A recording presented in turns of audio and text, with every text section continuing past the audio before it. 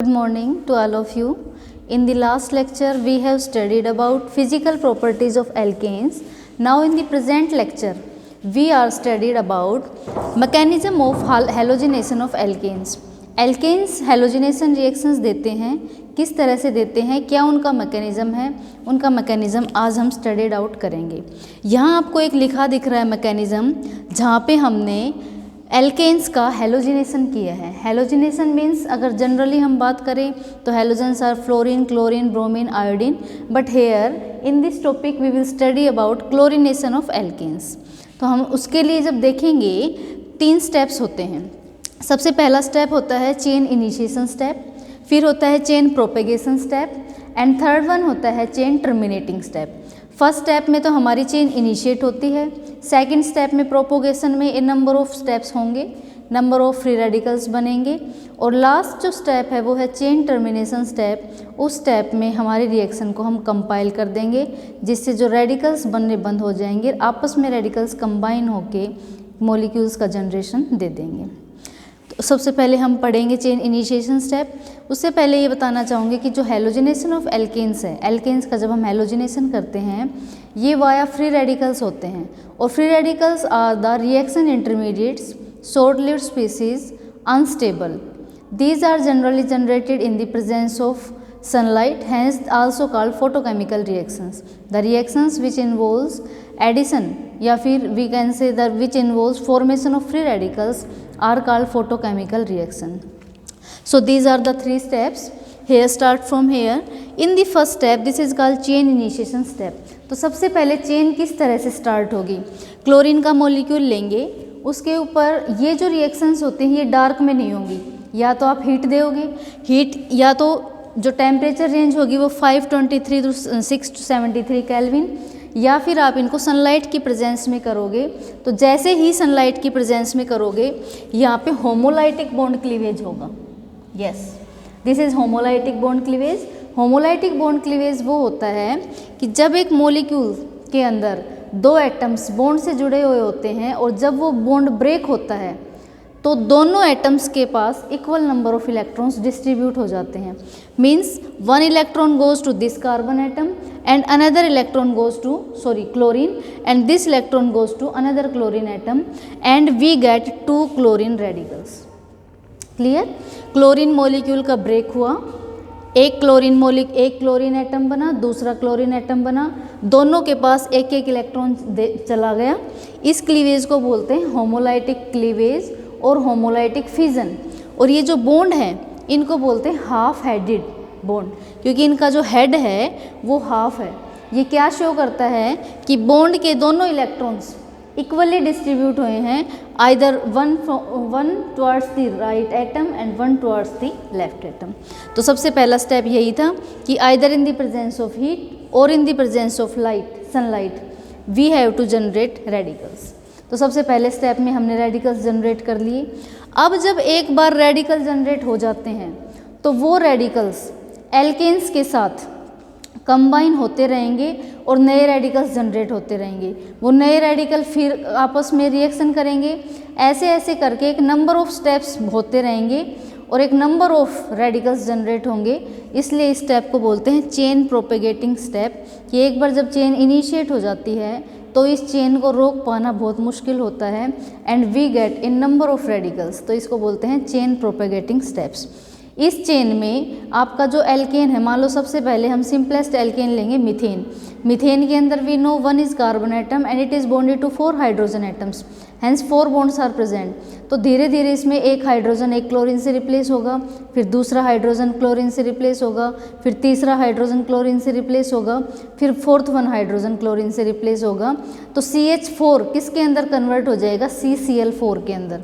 Means all the 4 hydrogen atoms of carbon are replaced by chlorine atoms. इस तरह से हम हेलोजिनेशन करेंगे। सिमिलरली इथेन का भी, प्रोपेन का भी, सबका हेलोजिनेशन इसी तरह से होता है। लेकिन हम यहाँ पे सबसे सिंपलेस्ट मीथेन का हेलोजिनेशन पढ़ रहे हैं, किसके साथ? क्लोरीन के साथ। तो आइए स्टार्ट करते हैं। तो सबसे पहले एक स्टेप तो हो गया इनिशिएशन। स्टेप नंबर 2 में क्या होगा? We take methane molecule. Yes, इसको मैंने वैसे थोड़ा सा स्प्रेड करके लिख लिया समझाने के लिए। वैसे क्या है? Methane CH4। तो CH4 के साथ हम 3 हाइड्रोजन्स को कार्बन के साथ अटैच रखेंगे, क्योंकि एक बार में एक ही बॉन्ड ब्रेक होगा। एक हाइड्रोजन को मैंने ओपन करके लिख लिया आपको समझाने के लिए कि किस तरह से होमोलाइटिक बॉन्ड क्लीवेज होगा। क्लोरीन रेडिकल जो यहाँ से जनरेट हुआ था वो क्लोरीन रेडिकल प्रेजेंट है। जब यहाँ से होमोलाइटिक क्लीवेज होगा तो एक तो CH3 का रेडिकल बन जाएगा जिसको बोलते हैं मिथाइल रेडिकल, और यहाँ से जो H के ऊपर रेडिकल आएगा एक मिथाइल के ऊपर आएगा। H का रेडिकल और क्लोरीन का रेडिकल दोनों मिलके तो HCl बना देंगे और यहाँ से मिथाइल का रेडिकल आपके पास रह जाएगा। अब मिथाइल का जो रेडिकल है ये फर्दर कंबाइन होगा, क्योंकि रेडिकल्स एक ऐसी स्पीसीज होती हैं जो अनस्टेबल होती हैं, रिएक्टिव होती हैं। रिएक्टिव होने की वजह से जैसे उनको जहाँ भी रेडिकल दिखता है वो वहीं पे कंबाइन होके उसके साथ बॉन्ड बना लेती हैं। तो मिथाइल, अब ये जो मिथाइल रेडिकल है हम दूसरा क्लोरीन का मॉलिक्यूल लेंगे। सिमिलरली क्लोरीन में फिर होमोलाइटिक क्लीवेज होगा। होमोलाइटिक क्लीवेज के कारण एक रेडिकल इस क्लोरीन के पास आएगा, एक रेडिकल इस क्लोरीन के पास आएगा। यस, इस मिथाइल रेडिकल का मिथाइल का रेडिकल और क्लोरीन का रेडिकल दोनों मिलके बॉन्ड बना लेंगे CH3Cl, जिसका नाम है मिथाइल क्लोराइड। प्लस आपका ये जो क्लोरीन का रेडिकल है ये आपके पास बच गया। अब ये क्लोरीन का रेडिकल दोबारा रिएक्शन करना चाहेगा, तो क्लोरीन का रेडिकल अब आपके पास ये बन गया था मिथाइल क्लोराइड। अब तक आप देखेंगे मीथेन से मिथाइल क्लोराइड बना है, मीन्स 4 हाइड्रोजन्स में से एक हाइड्रोजन क्लोरीन से रिप्लेस हो चुका है। तो आप इसको लेंगे। अब इन दोनों की जब रिएक्शन करेंगे तो ये CH3Cl था, मैंने ओपन करके लिख दिया, CH2 यहाँ पे है, इसका एक हाइड्रोजन मैंने यहाँ पे लिख दिया। सिमिलरली होमोलाइटिक क्लीवेज करेंगे। होमोलाइटिक क्लीवेज करने से एक रेडिकल इस हाइड्रोजन पे आएगा, एक रेडिकल इस कार्बन पे आएगा। HCl कंबाइन करके HCl बना लेंगे और आपके पास रेडिकल बन जाएगा मिथाइलिन CH2Cl। यस, CH2Cl बनने के बाद अब ये जो है, अब ये रेडिकल बन गया। This radical is reactive, it wants to react. ये दोबारा क्लोरीन मॉलिक्यूल के साथ रिएक्ट करेगा, दोबारा से होमोलाइटिक क्लीवेज होगा। ड्यू टू होमोलाइटिक क्लीवेज एक रेडिकल इस क्लोरीन के पास, एक रेडिकल इस क्लोरीन के पास। ये रेडिकल कंबाइन होकर बॉन्ड बना लेंगे। CH2Cl से CH2Cl2 बन गया। इसको बोलते हैं मिथाइलिन क्लोराइड, मिथाइलिन क्लोराइड। फिर आपके पास एक रेडिकल जनरेट हो गया Cl रेडिकल।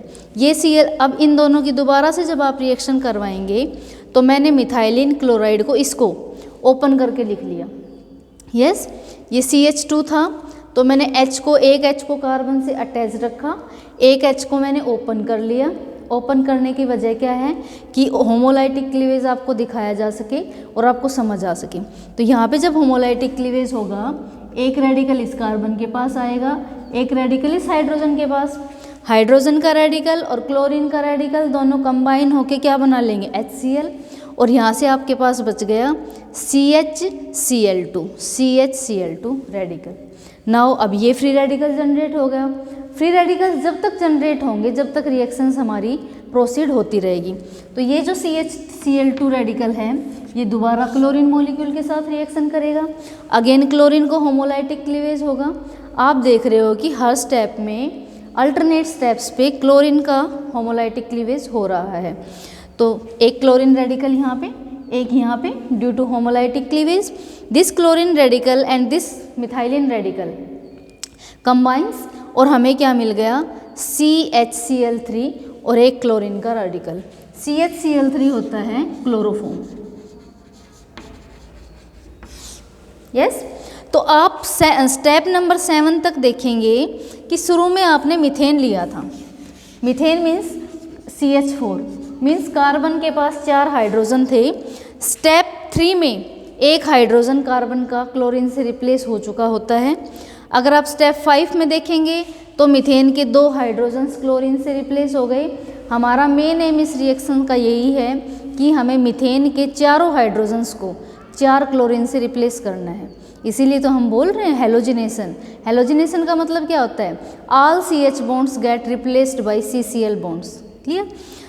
अगर आप स्टेप नंबर 7 में देखेंगे तो मीथेन के पास सिर्फ एक हाइड्रोजन बचा है, बाकी के तीनों हाइड्रोजन क्लोरीन से रिप्लेस हो चुके हैं। तो रिएक्शन अभी स्टॉप नहीं होगी, क्योंकि जब तक चारों हाइड्रोजन क्लोरीन से रिप्लेस नहीं हो जाएंगे, जब तक आपकी रिएक्शन कंप्लीट नहीं होगी। इन the next step this chlorine radical और ये जो आपका क्लोरोफॉर्म है ये रिएक्ट करेंगे। क्लोरोफॉर्म को मैंने ओपन करके लिख लिया है। दोबारा से होमोलाइटिक क्लीवेज होगा, 1 radical on hydrogen, 1 radical on carbon. दोबारा से आपका HCl जनरेट हो जाएगा, ठीक है। इसको मैंने ऐसे लिख दिया, डायरेक्ट ऐसे भी लिख सकते हो, प्लस CCl3 का आपके पास रेडिकल बन जाएगा, CCl3। नाउ ये जो CCl3 रेडिकल है ये दोबारा क्लोरीन मॉलिक्यूल के साथ वही दोबारा स्टेप, सारे स्टेप्स कॉन्जिक्यूटिवली अल्टरनेटिवली रिपीट होते जा रहे हैं। तो Cl और Cl दोबारा आपके पास एक क्लोरीन रेडिकल, दूसरा क्लोरीन रेडिकल, यहाँ से क्या बन जाएगा CCl4 और यहाँ से आपका क्या बच जाएगा क्लोरीन का रेडिकल। तो यहाँ पे आप देखेंगे 9th स्टेप में इसको बोलते हैं CCl4 को कार्बन टेट्रा क्लोराइड। तो आप देखेंगे मीथेन से CH4 से आपने CCl4 को जनरेट कर लिया। मीथेन से आपने CCl4 means all the 4 hydrogen atoms are replaced by chlorine atoms किया। आपने क्या हेलोजिनेशन किया, मीन्स क्लोरीनेशन किया। और साथ में आपने क्या किया, या तो आपने फोटोकेमिकल रिएक्शन की सनलाइट के प्रेजेंस में, या आपने हीट दी। हीट की जो कंडीशंस होंगी वो 525 से 675 केल्विन तक आपको कम से कम हीट देनी पड़ेगी, तब ही ये रिएक्शंस पॉसिबल हैं। इसका रीज़न ये है कि पहला जो स्टेप होता है उसमें हमने क्लीवेज करना होता है क्लोरीन का। तो Cl के बीच में बॉन्ड क्लीवेज हुआ, और किसी भी बॉन्ड को जब हम तोड़ते हैं तो energy is required, that is called bond dissociation energy, energy required to break up the bonds. तो वो एनर्जी अवेलेबल नहीं होती इन डार्क कंडीशंस। तो ये जो हेलोजिनेशन रिएक्शंस हम पढ़ रहे हैं ये डार्क में नहीं होंगी, या तो ये होंगी इन द प्रेजेंस ऑफ सनलाइट, या ये होंगी हीट की प्रेजेंस में, अगर हम इनको हीट देंगे। लेकिन हीटिंग कंडीशंस हमें बहुत ज़्यादा देनी पड़ेंगी, नियर अबाउट 525 से 675 केल्विन टेम्परेचर आपको प्रोवाइड करना पड़ेगा। उसके बाद ही इस क्लोरीन मॉलिक्यूल का डिसोसिएशन हो सकता है और हमें रेडिकल्स मिल सकते हैं, और उसके बाद ही प्रोपेगेशन स्टेप होगा। Now last step is chain termination step. Obvious termination means हमें भी किसी भी चीज़ की क्लोजिंग करनी है, तो टर्मिनेशन जब ही होगा जब रेडिकल्स आपस में कंबाइन हो। There are so many possible ways, but some possible ways I have written here. Chlorine radicals are, as you know, present in the reaction. When 2 chlorine radicals get combined, we get again chlorine molecule, तो reaction आपकी stop हो जाएगी। जब reaction के अंदर एक भी radical नहीं बचेगा तो रिएक्शन स्टॉप होगी। अगर रेडिकल बचते रहे तो रिएक्शन होती रहेगी, ठीक है। या फिर एक पॉसिबल ये है कि अगर मिथाइल का रेडिकल भी प्रेजेंट है, Cl का रेडिकल भी प्रेजेंट है, दोनों मिलके मिथाइल क्लोराइड बना देंगे। या ऐसा भी हो सकता है a large number of methyl radicals are present, वो भी कंबाइन हो जाए। तो मतलब बहुत पॉसिबल वेज है क्लोरीन कंबाइन होके, ठीक है। मिथाइल रेडिकल और क्लोरीन रेडिकल कंबाइन हो सकते हैं, मिथाइल रेडिकल कंबाइन हो सकते हैं। इस तरह से आपकी रिएक्शन क्या हो जाती है, टर्मिनेट हो जाती है। तो ये मैकेनिज्म है कि किस तरह से हम एल्केन्स का हेलोजिनेशन करवा सकते हैं। मीन्स हमें एल्केन्स के कार्बन के ऊपर जुड़े हुए हाइड्रोजन्स को हेलोजन्स के अंदर कन्वर्ट करना है, और वो पॉसिबल सिर्फ जब ही है जब हम either in the presence of sunlight करें, या फिर हम मतलब हीट दें, और हीटिंग कंडीशंस भी हाई होनी चाहिए, जिसकी वजह से, क्योंकि जो पहला स्टेप है जिसको हम बोलते हैं chain initiation step, it involves dissociation of bonds, and dissociation of bonds requires energy. तो ये तो मैकेनिज्म था। अब इस रिएक्शन, ये जो रिएक्शन हो रही है, इसके स्पोर्ट में कुछ एविडेंसेस भी हैं। एविडेंसेस क्या हैं? सबसे पहले तो ये पाया गया कि इस रिएक्शन को जब हमने डार्क में करके देखा तो reaction does not happen, dark में रिएक्शन नहीं हुई। इस रिएक्शन को जब सनलाइट में किया, इट हैपन्स। फिर इन्होंने सोचा कि चलो, फिर हमने क्या किया, हीट की प्रेजेंस में किया, लेकिन हीट की कंडीशंस अगर 500 केल्विन से बिलो अगर हमने हीटिंग कंडीशंस रखी तो भी रिएक्शन नहीं हुई। तो पता चला कि इस रिएक्शन को करने के लिए या तो हमें सनलाइट की ज़रूरत है या हमें हीटिंग कंडीशंस की, and high temperature is required. क्योंकि मैं पहले ही बता चुकी, first bond involves bond dissociation, and bond dissociation always requires energy. Second ये देखा गया कि ये जो रिएक्शंस इनकी क्वांटम यील्ड बहुत ज़्यादा है। कैसे पता चला कि जैसे ही एक फोटोन लाइट का, सनलाइट का जब एब्जॉर्ब करते हैं तो एक नंबर ऑफ हमें क्या मिले, हेलोजिनेटेड मिथाइल मोलिक्यूल्स मिले। सिर्फ एक क्वांटम ऑफ लाइट एब्जॉर्ब करते ही इनिशिएट हुई रिएक्शन और हमें बहुत ज़्यादा फ्री रेडिकल्स मिले। आप देखेंगे कि चेन प्रोपेगेटिंग स्टेप्स में ही आपके पास 8 स्टेप हैं, step number 2 to 9। A number of radicals कभी क्लोरीन रेडिकल जनरेट हो रहा है, कभी मिथाइलिन रेडिकल जनरेट हो रहा है, कभी CCl3 रेडिकल जनरेट हो रहा है। तो क्वांटम यील्ड भी बहुत हाई थी इन रिएक्शंस की। थर्ड ये देखा कि कुछ सब्सटेंसेस ऐसे होते हैं जो फ्री रेडिकल्स के सोर्स होते हैं, मतलब जो फ्री रेडिकल्स जनरेट करते हैं। अगर उनकी प्रेजेंस में इस रिएक्शन को करके देखा तो ये जो रिएक्शंस हैं ये डार्क में भी हो गई। लेकिन कब, जब हमने ऐसे सब्सटेंस लिए जो सोर्स ऑफ फ्री रेडिकल्स है। इसका एग्जांपल अगर मैं आपको देना चाहूँ, टेट्रा इथाइल लेड, अगर हम इसका एग्जांपल लें, suppose I have rub this tetra ethyl lead C2H5 and lead. Yes, तो हमें रिएक्शन क्या करनी है, हमें CH4 का क्लोरीनेशन करना है और हमें क्या मिलेगा, CCl4 मिलेगा। क्लियर। तो आप यहाँ पे जब देखेंगे तो अब तक कंडीशंस हम क्या ले रहे थे, या तो सनलाइट कंडीशंस ले रहे थे या टेम्परेचर ले रहे थे फ्रॉम 525 to 675 केल्विन। लेकिन जब 0.02% टेट्रा इथाइल लेड का अगर ये सॉल्यूशन ले लेते हैं तो ये रिएक्शन 415 केल्विन पे भी हो जाती है, क्योंकि ये सोर्स है फ्री रेडिकल्स का। ये क्या करेगा, 415 केल्विन पे किसके अंदर कन्वर्ट हो जाता है, C2H5 रेडिकल्स जनरेट कर देता है, इथाइल रेडिकल्स जनरेट कर देता है। और इथाइल रेडिकल जैसे ही एक बार जनरेट हो जाएगा तो ये जैसे ही क्लोरीन के साथ रिएक्शन करेगा तो ये क्या करेगा, इसका इनिशिएशन करेगा होमोलाइटिक क्लीवेज के लिए। तो दोबारा से आपके पास क्या बन जाएगा, C2H5Cl प्लस Cl रेडिकल। क्यों, क्योंकि खुद टेट्रा इथाइल लेड 415 केल्विन के ऊपर जनरेट इथाइल रेडिकल्स को जनरेट कर देता है। और एक बार जैसे इथाइल रेडिकल जनरेट हो जाएगा उसके जब हम क्लोरीनेशन करवाएंगे तो ये रेडिकल है, रेडिकल ही रेडिकल को इनिशिएशन कर देता है। तो ये हालांकि ये रेडिकल्स हैं तो ये क्लोरीन मॉलिक्यूल को कंपेल करेंगे और होमोलाइटिक क्लीवेज होगा यहाँ से, and we get 2 Cl radicals and 1 Cl radical get combine with C2H5 and we get, तो यहाँ पे आप देखोगे कि C2H5 किसके साथ कंबाइन हो गया, C2H5Cl के साथ। तो ये सोर्स ऑफ, सिमिलरली एक एग्जांपल होता है benzoyl peroxide. Yes, benzoyl peroxide C6H5 C double bond O C double bond O C6H5। This is benzoyl peroxide। It is free radical initiator। ये फ्री रेडिकल इनिशिएटर होता है। ये क्या करता है, ब्रेकअप होता है इसका in presence of sunlight and it gives rise to C6H5 C double bond O 2 molecules of radical.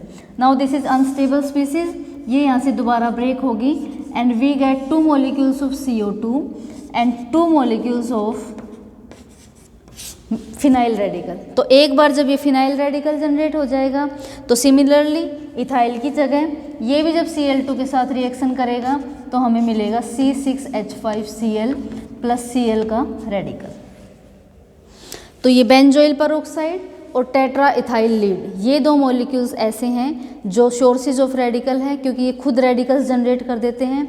और एक बार जब ये खुद रेडिकल्स जनरेट कर देंगे तो ये देर नहीं लगाते रिएक्शन को स्टार्ट करने में। ये क्लोरीन के साथ जैसे ही रिएक्शन करेंगे, जैसे ही उसके टच में आएंगे, क्लोरीन के अंदर होमोलाइटिक क्लीवेज हो जाएगा and we get 2 moles of chlorine radicals और फिर आपस में कंबाइन करके रिएक्शन क्या हो जाएगी, प्रोसीड ऑन।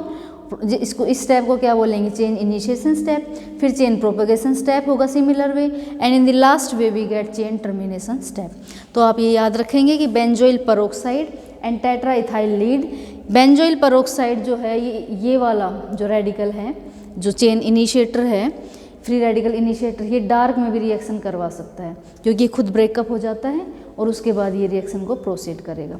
लास्ट टॉपिक इसमें थोड़ा सा बचा हुआ है, इसी के अंतर्गत एक छोटी सी चीज़, inhibitors, role of inhibitors. Inhibitors क्या होते हैं?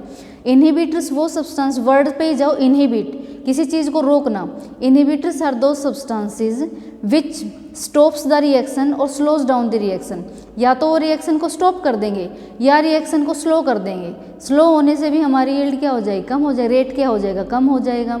तो इनहिबिटर्स वो सब्सटेंसेस हैं जो चेन रिएक्शंस को या फ्री रेडिकल चेन रिएक्शंस को आइदर स्टॉप्स कर दें या फिर स्लो डाउन कर दें।